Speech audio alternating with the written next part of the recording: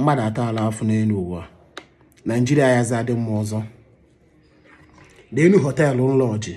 ife nkwụ na họteelụ a 25,000 naira 25,000 naira ka ha na m ozugbo ha na-anacha m ego ka ha gwa m ọga anyị adakwa ọkwa olu n'abalị anyị agba ije ọ bụla nke a na-ewute m na ịtọwel achịrị m chere na ịtọwel achịrị m welu saa arụ hotel 25,000 look at it nee o me ndoka kanyala ịkpọ afa dị hotel kọgharị ka nna aka Stefan mana ha ma onwe fa adama m na ha ya afịa lee tọwel me ndoka na hotel achọrọ m iti mkpu nkọgharị ka nna aba mba ka m sụọ in English let me speak it in English maka ndị na-ada anụ Igbo. I lodged in a hotel 25,000 naira. Look at the kind of towel they gave to me. Nee lee pillow dị n'elu bed ka m nweta the pillow ka ifu pillow lee pillow ụmụ ibe lee pillow ifu pillow adala ka economy Nigeria lee pillow mmeju wee dobe isi m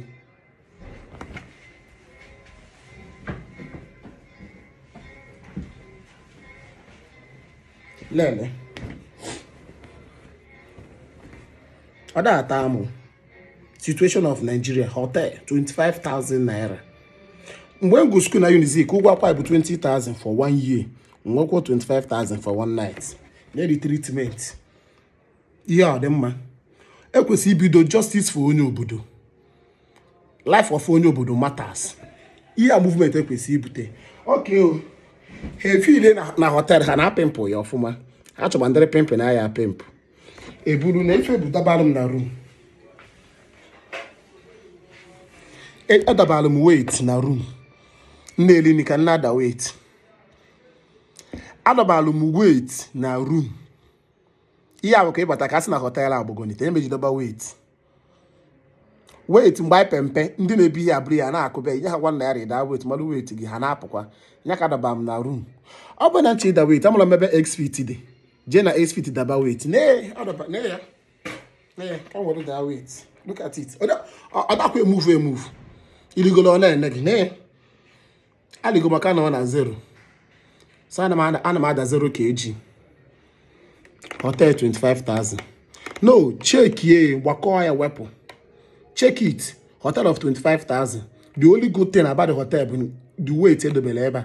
and the weight is not moving irigoro 0 kg irituo 0 kg ị na-apọpụ 0 kg ị na-apụta 0 kg emecha mmadụ emepe ọnụ si na Nigeria ya si hashtag justice for onye obodo EFCC ya kwa afọ nka afọ karịkịrị ụmụazị achọrọ karịkịrị ụmụazị kpọọ ha ndị yahoo mebe ha arrest EFCC ya afọ nka onwe yahoo karị nka this is pure day robbery zuo moshi n'anya ọcha mma kpafa the hotel achọrọ m ịkpafa the hotel nwere